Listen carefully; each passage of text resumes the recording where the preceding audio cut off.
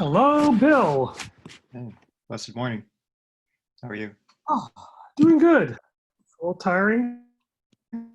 Just the overcast. Tiring. I got up. The kids and I rode our bikes to the local Starbucks. First time we've gone out together in like a month. So I am tired but caffeinated. It's worth it. Yeah. Yeah, they closed the Starbucks near me, so Oh, I've been depressed. There's no point, and they replaced it with the sixth boba shop in that facility. That's the Bay Area. yeah. I like Chinese people, but I like Starbucks too. Asians. Well, I've been listening to your other conversations. It's good. It's good. And I'm in listen mode anyways. So can you help digest all those inputs? And Sure. So I can give you a summary. So I've had, goodness, a ton of conversations. We had our day for the Great Reset. I debriefed with Ted afterwards about whether I should be elated that the group is really that was a good one. Of it, or embarrassed that I seem to have lost control. No, I like that humility. I like the opposite options. Yeah, useful. Right. Yeah, it's embracing the. So I think the short answer is I'm elated that I'm embarrassed. Cool. We've, maturity to me is when you make mistakes on both sides of the line. Yeah. Right. So I think that echoes something I read in Paul as well. Yeah. And then I had a Steve session. Sorry. Yeah, real good talk with Steve on Thursday morning. That's because he was out getting fresh oxygen. I'm sorry. I was motivated to do the same, but I'll open my window. Oh, I thought you were actually outside. You're just showing a picture of an indoor room. Yeah.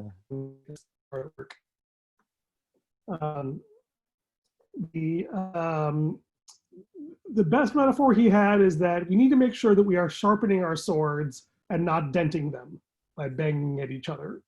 And the key insight from there is that when I use the word system, I'm usually thinking in terms of a complex adaptive system, like an organic system.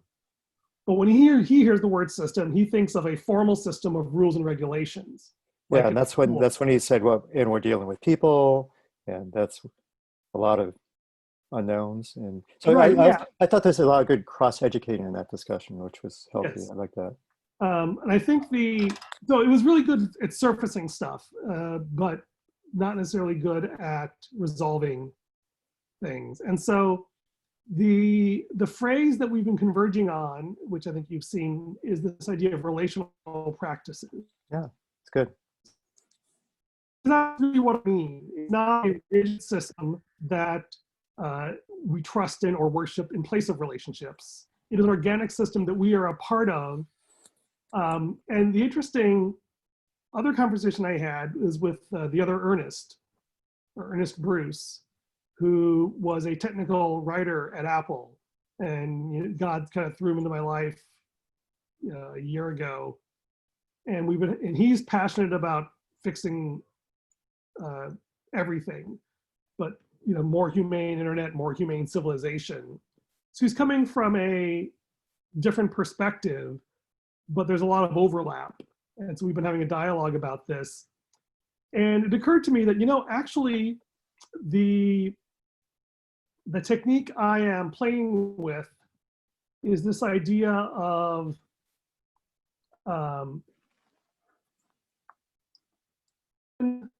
structured format for documenting relational practices. And the reason this is interesting to me is that I missed the first part. Is chopping. Structured format for documenting relational practice. I still missed it again. Okay. I'll put it in the chat so I can force myself to type. So open structured format for relational practices. Got it. Right, which the idea is that, and ironically, that's basically technical documentation, right? Yeah, true. Which is, Ernest's career, ironically. But the idea is well, I was facing this existential question. It's like, okay, several people have expressed frustration that they want the group to be more concrete, so Right. I heard that. focusing on more concrete, so we know that we're making progress and not just talking. It's like the theme across all 20 of my discussion groups. And I wonder why. I wonder why people want to fix some things right about now in the world. Yeah.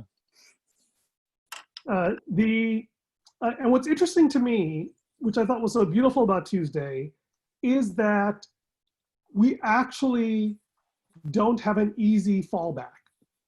In that, like, if you're calling it a Bible study, then you say, well, we just go back to studying the Bible. Or if there's a clear leader, then you say, well, what does the leader think we should be doing? Right? There's lots of existing forms and traditions and structures and roles that people have used to solve this problem. Well, if we're doing a Bible study, at least we know we're making progress because we're getting through the book, right? Or and nobody's sinning. Well, yeah, the closest is Well, I mean, the Bible study model just arguably the most Bible study model just comes from the classroom model. It's one and the same. to be fair, it's probably the other way around, right? The Okay. monastic model. Well, the rabbinic model, yeah. Right, we had the Pharisaic model, if you will. Right. Yeah. The rabbinic model is probably a bit more accurate term. Yeah, that was my contention, right? Is that the systems that we are currently using, we have inherited from Greek aristocrats, Roman conquerors, and Jewish Pharisees. Yeah, and it had plenty of historical tie-ins and insights. Yeah, and the point is not that these things are all bad, but they all have limitations, which is why we've made it as far as we have, but also why those same practices are unlikely to just go further. And so, and it's not just recognizing that we inherited them. We also need to question what was the goals, why were they done that way, right? So that's when it gets scary, because we know why public education started by large industrialists. It wasn't to free their minds, per se. Right, it was nation building. Yeah. Is the short answer. Well, they wanted good workers, good worker bees. Well, okay, yeah. So the first start was nation building, and then so I think in the 1800s it started with the idea of nation. It's actually funny. I didn't realize, because I've always used the word nation and country and government and the state as synonyms, but actually this is interesting because our concept of a nation state is really due to the printing press. Because before then, every town had their own dialect and they spoke it, and you could generally talk to the people around you and nearby and more.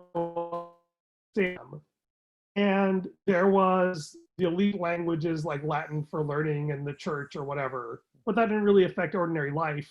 And what happened was the economics of the printing press directly led to centralized nation states. Have you heard this story? No, this rings true. It's good. Yeah, but the idea is that when you have a printing press, that's a big fixed cost. So you want to be able to print as many things as you can, right? That's why Luther found that there was a demand. There were people who had a business incentive to spread things that people wanted to read. Yeah.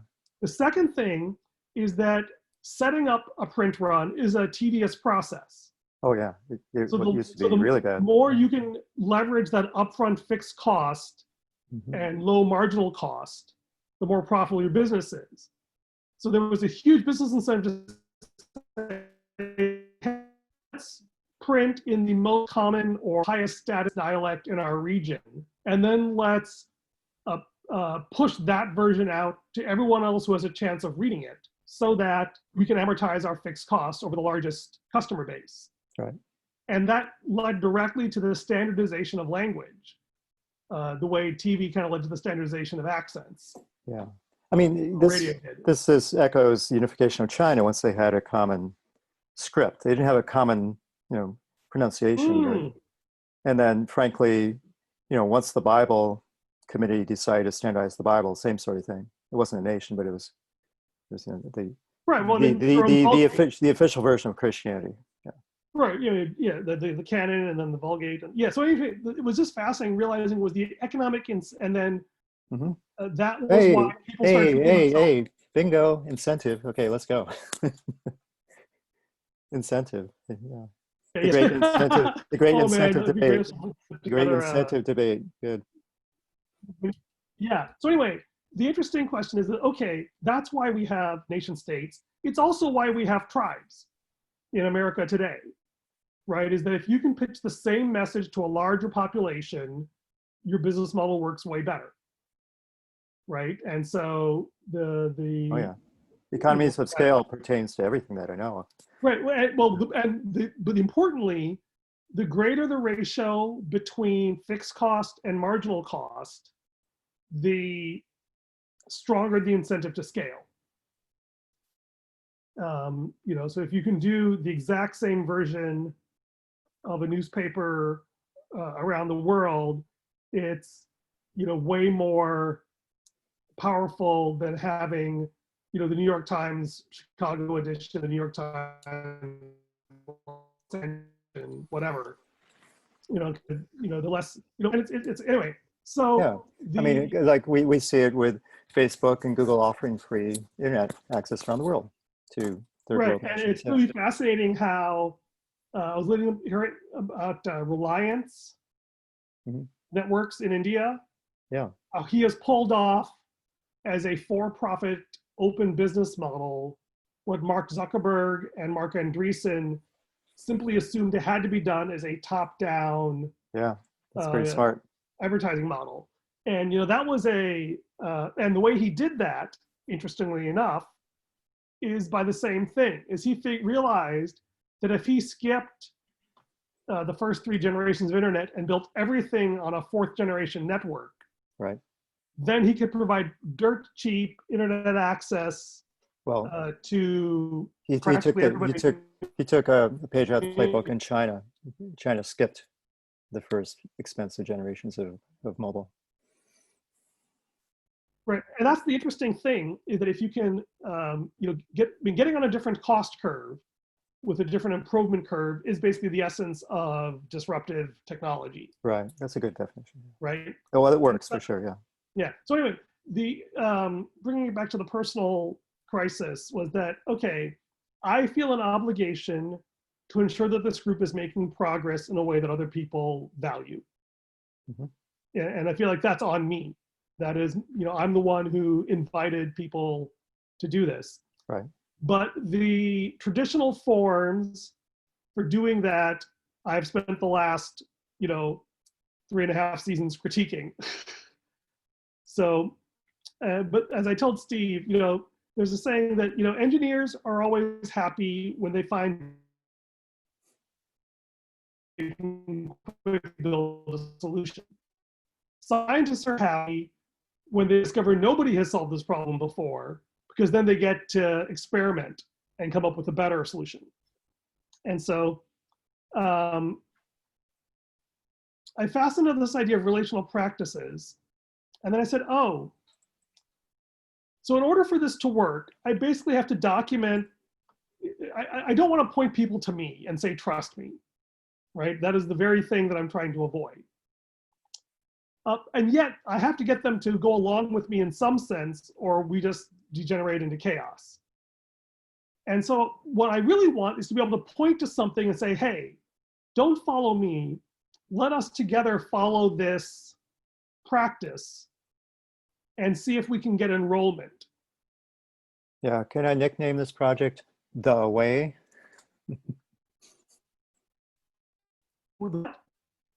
Code name? What way? The Way. Sorry, I didn't hear you. It got The Way. the way. The way. I mean, we yeah, might owe some royalties to Jesus, but yeah. Yeah. I think we owe him more than that, but let's start there. I think we owe him. We owe him royalty rather than royalties. As far as we know, that was the official name, right? I mean, it was the common name. Okay. Right. It was the name that they used. It wasn't the name given to them externally. Christians was the external name. Right. Yeah. That was the most, followers of the way. right. That was the most organic Mm-hmm. name that we see recorded in scripture that seemed to emerge relatively spontaneously from within the movement. But I mean, the point is that all terms, actually, there's this interesting dynamic tension between the lived practice of what we actually do and the formal practice of what we say we do. Yeah, very much so. And the point is that rather than ignoring that tension or trying to resolve it one way or the other, the point is to embrace that tension. Yeah, I mean, that's the book I'm reading. It's all from Hegel and the dialectical tension, inherent contradictions, and yeah, Hegel figured Right. this out. My critique of Hegel is that he's very two-dimensional. It's mind and spirit. And I prefer a more three-dimensional view of mind, matter, and spirit. Yeah, well, I mean, the matter stuff gets ignored. There's physical, right, logical, there's left Hegelians, there's right Hegelians, and so this book is saying no, they're both right and they're both wrong. So it's approaching middle way, which certainly includes. Right, that's right, yeah. And what's interesting, right, is that arguably our nearest competitor in terms of trying to build alternatives to the current system is Marxism, right? Like our friend Barry. Yeah. And the Marxism was based on Marx rejecting his teacher Hegel's dichotomies as precisely ignoring matter. Well, he's a materialism. He's a left Hegelian for sure, right? So this book talks about the failed Marxist way, but then there's the right Hegelian. And actually, the philosopher I like now is a crazy Italian, and he says, I'm a Marxist, but I'm not focused on the means of production. I'm focused on mind share. And so he says the current battle now is for not just eyeballs, but your thoughts. I thought that was pretty insightful. So he's saying, the Facebook, the all these other platforms it's not about your raw labor, it's about your thought power. Means of, well, actually that's a good point. It's means of focusing attention. Yeah, that's the commodity is our thoughts. Right, but and what's interesting, that's a really good framing, because if Jesus was there, right? He's all about our thoughts or minds. Right, but I mean, I tend to react a bit to the word thoughts and minds. Well, I'm not using the right word. Interpreted in a very. But his point is, everything that Marx is saying was good, but the world's moved on from the industrial age to, it's all a fight for our minds and. Yeah. Right. Well, I think that's why I like the word attention. Yeah. Attention economy. Yeah. Yeah. The attention. And what's interesting is that one could argue that civilization is shaped by the tools we use to focus attention. Yeah. And that by the way, is what Barry and Kester are going through. Another thing that might be useful coming out of that was the first class was digital disruption, and Kester did a really good presentation about technology. So it's a hardcore look at technology by people who aren't in Silicon Valley, except for me. And so again, felt like I could have led the class, but and Kester was all about technology has always been part of us, and he used technologies as an extension of people, so not necessarily threats. So when you were talking about relational practices, so he wasn't at the, we're going to define practices level, but he was at least acknowledging there's tools that help extend people. So yeah, humans in the raw, they get here, and technology can well, I think, and what's funny is one can make an argument that there is no such thing as humans in the raw. No, of course not. To be human is to have a culture. Everything we pick up is a tool in the technology. Well, and everything we pick up. I mean, every utterance or all of it. I like to say that the first, you're a tool. You're a tool, Ernie. Thank you. I think, but that, like the first. But you extend me, yeah. But like the first tool that we adopted, well, I guess the two big ones were fire and language. And maybe religion. Yeah.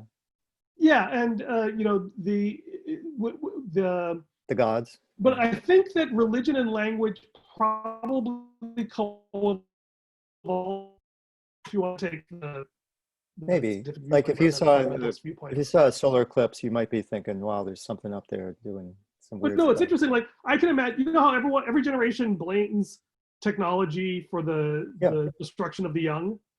I can imagine the early proto-human hunter-gatherer saying, or at least thinking, this word language stuff, this is just going to destroy humanity. Because before then, we had empathy. We mirrored each other. We had to stare each other in the face to understand. Yeah. We would dance and yell and scream and make strong signals. And this cheap language, it is just destroying the young people. They want to use words.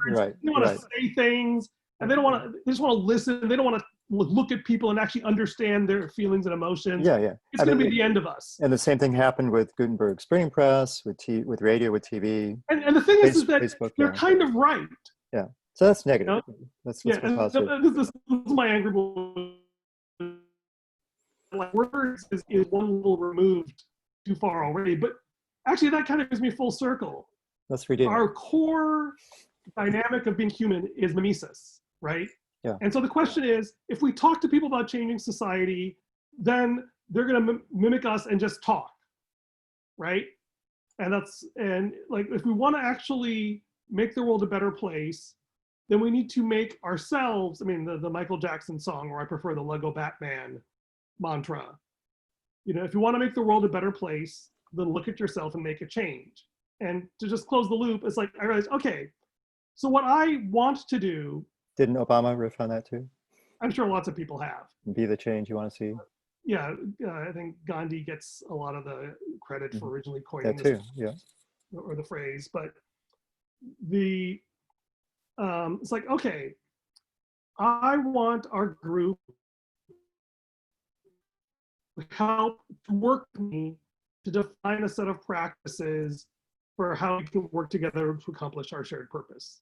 And so that's kind of my pitch for next Tuesday, will be that we define ourselves as being on this journey of developing shared practices. And then I start putting together a GitHub with like a list of the practices that I would like us to consider adopting. Yeah, great. And then, so the idea is we're enrolling. It's important that people buy in. I hear that loud and clear. Yeah, and enrollment is the question is, what are people enrolling in? And that's actually been something I've wrestled with for a long time, including like the very nature of Christianity.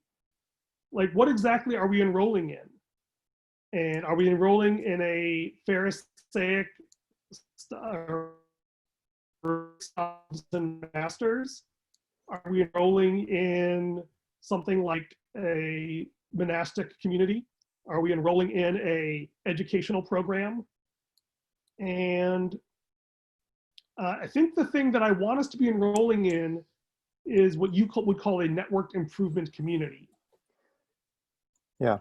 So do you want to riff on that for a bit? Because I've been working with network communities of practice, which I think are almost the same thing, but maybe you could elaborate what you mean by that phrase. Yeah, that sounds very similar. Well, let's stick to examples. So the United States of America is a networked improvement community with 50 communities. And I used to think that presidents were geniuses, like, wow, there's this great program that's being rolled out. But then I learned every single federal program started at the state level, every single one of them. Ah. And especially all the bad ones were traced to Texas. So we should let Texas become an independent country. All the big financial blow-ups started in Texas from the credit, whatever the banking credit thing was, and Enron, and just like, or at least pass an amendment. We can't have any more presidents coming from Texas, then I'd be happy. So that's an example that people could relate to. Now the internals of how that works, I don't know, but what makes something a networked improvement community? Is it that any node in the network can develop a practice? Yeah. and or improvement, and then it could be that Propagated, other yeah. nodes in the network can choose whether to adopt it. Yeah, and so nodes is not quite right. These are local communities. And okay, right. Sub-communities within Yeah. the network. Yeah. Well, if you're And using the term network, you have so nodes and edges, right? another example might be the WC3 consortium. There's a lot of subgroups and Right. No, interesting ideas where right. Yeah. What's interesting about that is that I think what I'm looking for is more of a. So they were open, right? They used to be open before the big companies started dominating WC3. For the incentives were there to control. Well, this has always been the problem actually with standards bodies, is that they've tended to rely on either wealthy patrons, correct, or volunteers, and both of those have the problem that the rich either have more leisure time or more money. So I would add another I into the Nick thing, focused on incentives to avoid what we just mentioned. Right. So the open open has to be open. It can't be a little asterisk plus Cisco's funding everything. Yeah. Right. So one of the interesting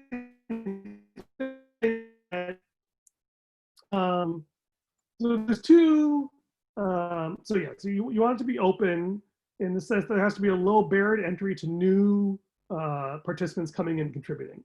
It needs to be a level playing field. Right. The problem with level playing field is that it is such an ideal that it's impossible. I agree. Okay, yeah, forget that. That's why I prefer the low barrier to entry. Yeah, but you need metrics, right? So I'm not sure some of these standards bodies had hardcore metrics. Well, very few people. One of the more shocking things I ever discovered was I have a cousin who's in the stock recommendation business, and he gets paid when a company. He's way how he makes a set of recommendations and analysis. And if a company says, yeah, we're going to take your analysis and buy this, and pay him. I said, great. And then do they track whether your recommendation came true? He said, no. It's like the financial services industry, where there are literally trillions of dollars at stake, has no desire whatsoever to be held accountable for what they say.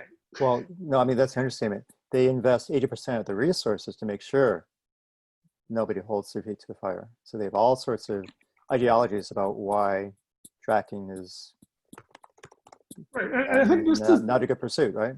Someone was saying this, I forget who, that like it's really the Garden of Eden, the fig leaves. I think Steve was saying it. Is it that's actually kind of the point, is that most, if not all of our institutions include fig leaves, or even designed explicitly to create a sense of fig leaves where you don't see behind the leaders build systems of power so that they can hide their shame. They don't have to confront where they are falling short of the gap between their certainly their not public and private. Certainly not a megachurch, nor the Vatican would ever be accused of that. But, and the other thing related to the financial crisis was, after the crash, I heard people saying we should do banking the old way, where bankers shared the risk of buying that house or funding that business. And now that you have global level stuff, they don't care. They don't care if that country called Greece burns up, right? Mm-hmm. They're not invested locally. So that and that's the whole Nicholas Taleb skin in the game, or Eric Ries and the long-term stock exchange. Yeah, is how do you get skin in the game? So I think it's a colonial model, just in financial banking terms. Yeah, I mean colonial. And you were a +1 for colonial, but I mean there's so many negatives. Yeah, I mean, colonial is not that it's accurate, but it's too easy to other, right? And in that let me be provocative in that I'm really grateful for the Black Lives Matter movement. I think it's absolutely necessary that we have this conversation. But the concern I have is that a lot of the people who are strong supporters of that movement are also zealous about suppressing dissent. And they're not colonial in any meaningful sense of the word, but they have the same dynamic, is that we are creating structures where we can hide our shame. Yeah. Right. And it's a so, very, very, very complex movement. It's hard. Right. But I think that's why I want to resist the term colonial as the appropriate pejorative. Yeah. No, what I meant was like a global scale. Black Lives Matter is somewhat global, but it's not like someone in India is concerned about the slave business. Well, Black Lives Matter is very much right? speaking to the experience of being Africans in a non-African majority. All right, here's another example of a NIC community. The early church and denominations, including the Catholic Church. Right, and what's interesting to me, so let me go back to my critique of NICs, or rather the refinements to the NIC, right? Yeah. So one thing is that we talked about making it open so that there's a low barrier to entry. The second thing is being conscious about the incentives, right? And in particularly the incentive to expose versus hide shame, or maybe address, kinder word, right? Is that one of the realities of NIC is that you have an incentive, you gain status by having other people adopt your improvement. And therefore you have a strong incentive to make it seem better than it is, right? Like it's good that we have the status game of people wanting to propose improvements and have them adopted, but especially when there's strong financial incentives attached to it. Yeah, and you see that in the open source community. Wow, here's the best piece of code ever. It's going to solve all your problems. Just adopt it, right? Right, and the thing is that what's great about the open source community is you have this thing, the right to fork, right? So there's the right to fork, and there's the open source code, right? So that, I mean, they still have the same incentives, but there's a heck of a lot more checks and balances around open source code than commercial code. Yeah, people get to express an opinion about it. No, that you get to see it. You get to see the code, and then you can hack the code. Yeah. Right, and like if your code is not code, I mean, this is, when you think about this in the context of hypocrisy, the extraordinary thing about open source community is that it's really hard. It's possible, but it's really hard for your nominal code to be different than your running code, right? Is if I say my code does this, and here's the spec, which is the code, then if it doesn't do it, it's usually pretty obvious. Not always, but I mean, you know, you can see the code that is actually running. And the second thing is that you can fork it. I say, well, I like this, but I think this part here is really unfair. Let me do this because I think this is actually more like what the community needs. And the last piece I want to say about my critique of NICs is this idea of a fractal NIC. Like right now, the problem with America is in order to really compete at the national level, you need a state, right?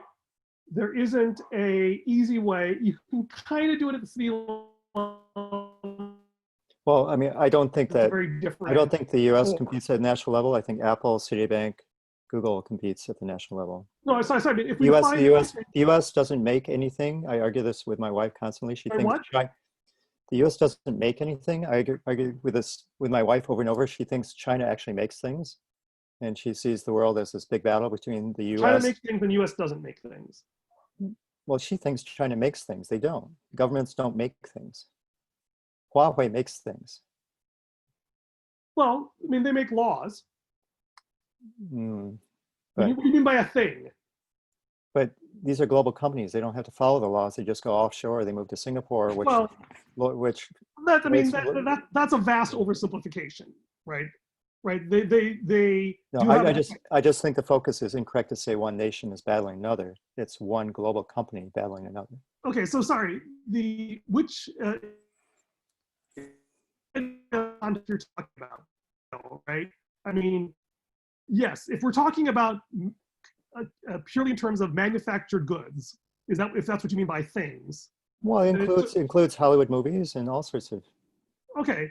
So commercial products. No, it includes educational services. It includes. Okay, but those are things that, educational services. It doesn't include religion. It doesn't include any church. It does or does not? It does not. No, those are global. So sorry, what's the difference between So if you live in Utah and there's an industry around exporting Mormons, and there, so Novell versus the Mormon Church, both headquartered in, you remember those days, right? When Yeah, Novell was go to Scientology if you really want to look at it. Right. So like I'm trying to think, what is the distinction you're trying to make between a church that exports an ideology and a company that exports software products? What is your point? Oh, nothing. If you want to use nations as an example, continue. I just think nations are irrelevant these days. That's a has-been concept. I mean, yeah, in the old days, England. Let me go back to my. You were the one who introduced the U.S. as a NIC composed of 50 states. Right. Just as an example, yeah. As an example. So let me just play with that example. All right. All right. That one of the challenges is that, well, to oversimplify, right, is and perhaps it's a negative example in the global world we live, but continue. Well, I mean, it's what positive negative is almost a meaningless term. It's an example, right, which has lessons to learn, things we want to emulate and things we want to avoid, right? Yep. I'm not sure, but like one strength of the system, of a federal system, is that to first order, for the purposes of this example, the simplifying model of the US is that the government provides programs, which is a platform for people to do things. That was choppy. The government provides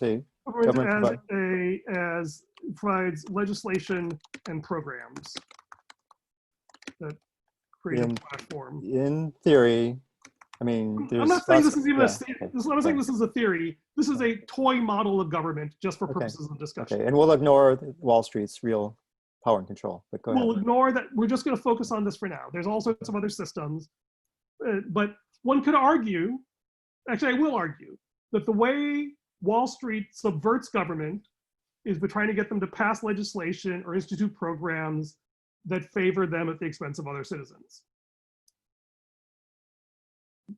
Is that a fair statement? Yeah, I see where you're going. Continue. Okay, so that's right, just to define the terms. Okay, and the way that we legislation and programs is as a NIC analysis of the US is through state governments, because they have similar structures that can be useful prototypes that can then be rolled out at a level. And so to the extent the federal system works as a NIC for legislation and programs, the kind of the constituent entity is the state. Now, it's always puzzled me why there's a lot of people who complain about the way government does things, but no one seems to have ever successfully created a shadow government. Like, it really seems like for people who say Congress is broken or these programs are broken or the way they make decisions is flawed, you could, without that much, create an alternative, right? Like representatives, you do high schools do this all the time, right? Yeah. I mean, they exist, but they exist, but they're pretty covert. The Bohemian Grove, the Bohemian Grove that Kissinger was a part of, and there's the one in Germany. But why can't? So it always puzzles me why some billionaire, because there's always some billionaire trying to fix society, right? Ross Perot. Well, Peter Thiel wants to buy an offshore Central American island and do his own thing. Right. And what's interesting to me, is they all want to create utopia in their image, right? Whereas it would be relatively cheap and easy, and I almost did it this summer, I'm looking at next summer, is to say, hey, rather than complaining about how bad the current system is, why don't we just create our own alternate system and show people how it should be done, right? Wasn't the 60s an attempt at that? What? An attempt, at least, the 60s. What? Wasn't the 60s at least an attempt? 60s. And wasn't Occupy Wall Street an attempt? Well, but it wasn't Occupy Wall Street was an attempt to, the 60s was a very broad term. My understanding of Occupy Wall Street is what I would call... Well, SGS to be specific. Sorry? SDS. Our society. Yeah. So, I don't know enough of them to comment, right? Because I know that there was a desire for an alternative, but Oh, okay. Well, let's go recent. Let's go recent. Let's go more recent. The Chaz district in Seattle. Right, and so I think that's a great example. And the Chaz district, I think, they had some sort of governance, but it felt like they never really addressed the question of how do you solve violent crime without using police. I mean, I'm not so sure. I'm not so sure. The Wikipedia page, all I know was that it listed all the murders that took place during the Chaz. So that might have been biased. There's quite a few murders at the formation of our country as well. Well, I understand that, but let's be clear. Then arguably the critical juncture in American nation formation was when Washington put down the Officers' Rebellion and said, look, we used violence to get us here, but going forward, no more violence. Everything has to be done through the political process. And that he established enough legitimate authority that we really have not had a serious military insurrection other than Civil War. Yeah. So, I mean, one thing you could say about Chaz is it's back to metrics. If you're saying the main metric is number of murders, minimize that. But you could also say maybe the goal was the murders should be spread across racial groups more fairly. So maybe, right? The point is that, I mean, as far as I know, Chaz has been disbanded, right? Police have moved back in. Right. Right, but this is the point. It was suppressed through violence, yes. Well, yeah, but the point is that it was never clear to me, right, which problems they were claiming to solve and which metrics they wanted to use to be held accountable for solving it. Right? And yeah, we weren't part of the internal discussions in forget the internal discussion. Yeah. Where's the external promise, social contract, right? That's my whole point. They were probably a single agenda thing at that point, is stop police brutality. So that was probably right. So it's like, okay, but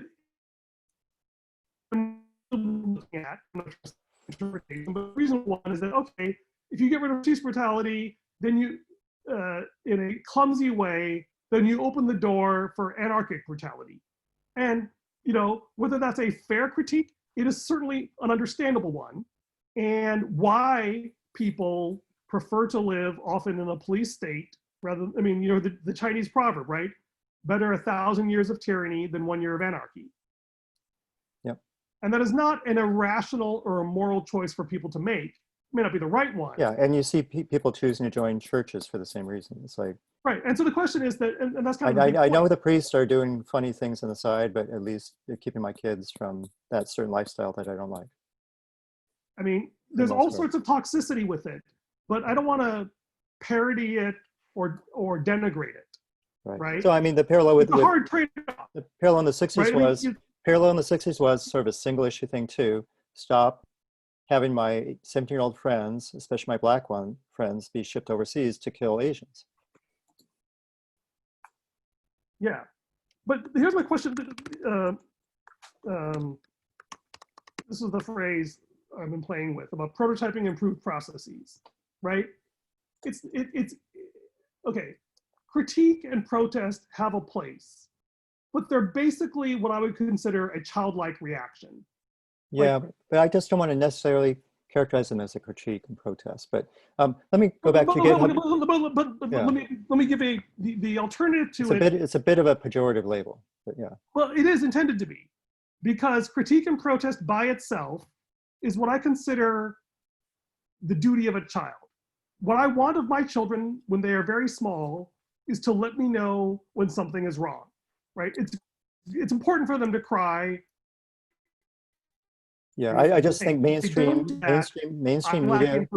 Yeah, I just think mainstream media likes to put out things that involve blood and shouting. They probably would lose all ratings if it was the nice, calm discussion among the leaders. No one would watch that. But regardless, there is a place there is a role in this.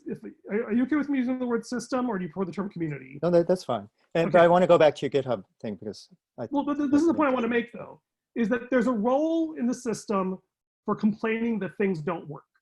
Okay, but I say that is the role we assign to children. or profits or profits. No. Okay, let me think about that. No, it's not. The reason is the difference between a protest and a prophecy, a prophetic call, is a protest says this. Now, the next step, which I think is the more the prophetic role, is where you make a specific request for change. Yeah, the RFC. I'm just thinking right? Nehemiah. I'm thinking Nehemiah, nothing prophetic call. Nehemiah, it's like King What? Nehemiah, right? Like king in your country is going the wrong way. You gotta turn. That's not a So complaint. repent, right? All prophecy includes a repentance, right? Saying what we want to change. So the next step, I think, is where people are. So this is actually good to flesh this out. There's protest. There's Complaining, grumbling. Yeah, but the protest, there's a prescription, and then there's prototype. Yeah. Let me just observe that, if we're living in an institutional system, that critique will very quickly be recharacterized as a protest, as a complaint. That's how institutions preserve. Okay.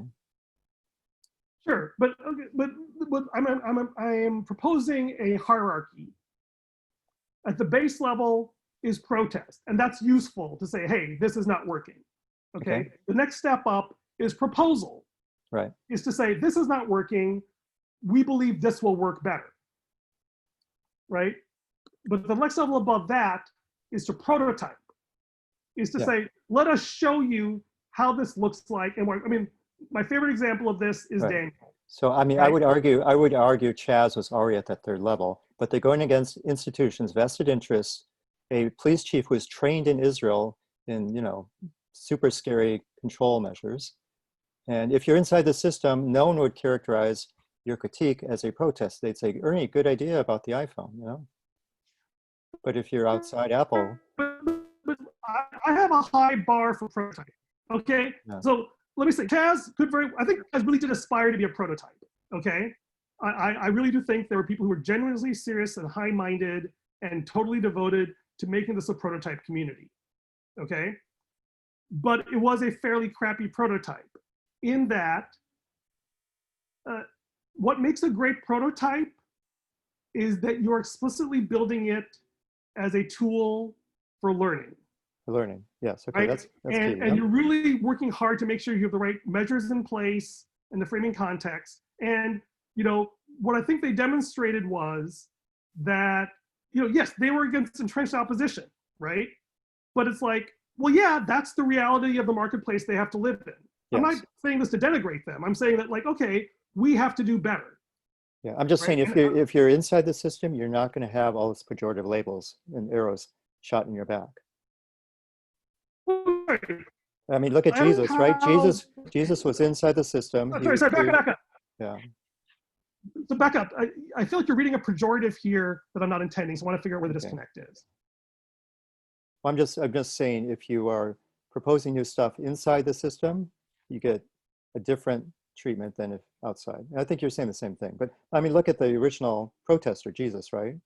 Let's okay. Oh, this is good, because this is the question. And I mentioned that on our Zoom call. Is like Jesus tried to reform within, and we should learn how he did that. We should study really hard the processes that he used. He may have done. Was Jesus trying to be? So I'm going to throw the phrase here: sustaining versus disruptive improvements. Right. Yeah, I mean, we should look at protest.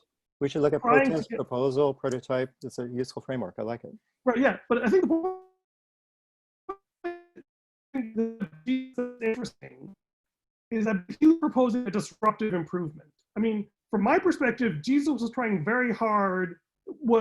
He was very consciously aware that he was alienating the Pharisees to the point of them wanting to kill him. I don't think he was trying to get an incremental process that the Pharisees would buy into. That was the sustaining improvement to Judaism. He seemed to be very contrast to saying, you have heard it said, but I tell you, right? He was definitely proposing a different measure of performance that was disruptive to the existing status quo.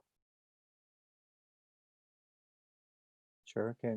Yeah. Right. I mean, understatement, but yeah. Understatement. Yeah, but still valid. But I'm holding open that he approached this very differently, and I'm open to learn and study how he approached it. Yeah. So I will give you my honest answer. It may be wrong. Yeah. But one of the hardest things that I have had to confront is that Jesus reacted to authority figures the way he did because his goal was to get killed. And that if I feel like for both better and worse, that is not what God is calling me to. Yeah. And so we can argue if MLK had that same understanding. So MLK, I think, actually no, and I think this is actually the tragedy, is that Martin Luther King, I think, really believed in working within the political system. I mean, did you see what George Bush listed in terms of John Lewis's life? It was all about skull fractures and this and that. It was pretty 47 arrests. Okay, so you've taken this in a different time and that I have no idea why you're going there. Let me make my point, is that MLK saw that his job, and maybe it was his calling, right, was to make the system work better, to replace bad laws with good laws. And we would agree, just important point, Jesus did improve things, right? He was not a failed example. He was not a failed example. Sorry, he improved the world. Yeah. I don't think he improved the Jewish system. He replaced. No, I didn't say that. I just said he worked within. He started to seem to be working. When you say working within, I don't know what you mean by that, then, Bill. Because from my perspective, so let me give you the two contrasts I'm working with. Okay, yeah. What Martin Luther King does was say, okay, we need to reform and change and transform the system, and he did in powerful ways. Although tragically, we say, okay, we could have changed the system, but we haven't really dramatically changed the lived experience of many people, especially many Blacks, right? So the contrast to that is the American Revolution, which didn't try to reform the British system. They tried that and gave up after a while. They stood up a parallel system of committees of correspondence, committees of public safety, whatever, that took over the governance of these regions and displaced the British system. Right. They replaced the top-down British system with a bottom-up. And I think the great tragedy, and I don't blame Martin Luther King, he did extraordinary work, but just as a critique of what needs to happen to get to the next level, is I think that the downside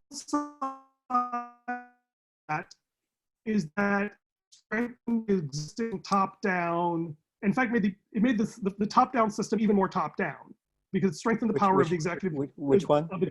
The Martin Luther King's reforms strengthened the power of the U.S. federal government over the state governments, relative to the state government. Correct. And just quick comment on the American separation from England. It's interesting that we adopted their form of government. We adopted the parliamentary system. We adapted it is better than adopted. Mm-hmm. And I think it's really important. There were a lot of really interesting innovations. Well, like wasn't it also the case here that you had to be a property owner to participate in our government system? Oh, absolutely. Like I said, we adapted it. We kept many parts. Yeah. And we created a system that was capable of self-correcting up to a point, right? Certain things that were features of the system, was able to have sustaining improvements that address those issues. I'm not going to make the call. I'm not going to make the call that the American system is better than British. Listen, I'm not. Yeah. I mean, let's talk about metrics before you can say better or worse, right? Well, I mean, like, so we separate from England. Is that a positive? I guess No, so. but I'm not trying to make a value judgment. Okay. I'm trying to make a taxonomy to describe, so we're talking Correct. clearly about the same thing, which I Okay. have to do in 3 minutes because I have a 10 o'clock meeting. Yep. Which is that the interesting thing for me from a process improvement perspective is that they replaced the top-down appointment of elected officials by the king and the governor with a holistic bottom-up process of these committees that addressed the design points they were most concerned about. Sure. That's normal. Right? And that's normal. Yeah. Bottom up, which adapt aspects of the existing system, right? And Yeah, inherit a lot of cultural norms and practices, but they very consciously tweak them. Yeah, but self-interest. Yeah. Well, self-interest, but there was the thing that there was a self-sacrifice preceding the self-interest, or right? Is that there were many, like George Washington, the canonical example, right? He would prefer to have lived out his later days in peace, but he literally risked his life and wore himself to death trying to save the country. So there was the problem, of course, is that there was a tension between the self-interest and the self-sacrifice. Right. Right. And the point I wanted to make is that no one is going to claim that, I think, so British norms and values embedded within the American system. Question that. And some of them were in help, some of them we've got rid of, some of them we haven't. But in terms of direct control, like the British have, other than Simon Cowell, the British have no real ability to control what happens in America. Right? But the British political system was fully displaced by the American political system. Yeah. Would you disagree with that? Whether it's good or bad, separate point. Right? But it was successful in displacing the British system. And what we have to do, if we want to reform society and bring the kingdom of God, is that. All right, I'm going to do a mic drop on that. Can I do a 10-second in your GitHub proposal? Oh, sure, yeah. Yeah, but with our group, I think, yes, just put out some specific practices and people will engage. Yeah. Right, so prototyping a bottom-up revolution.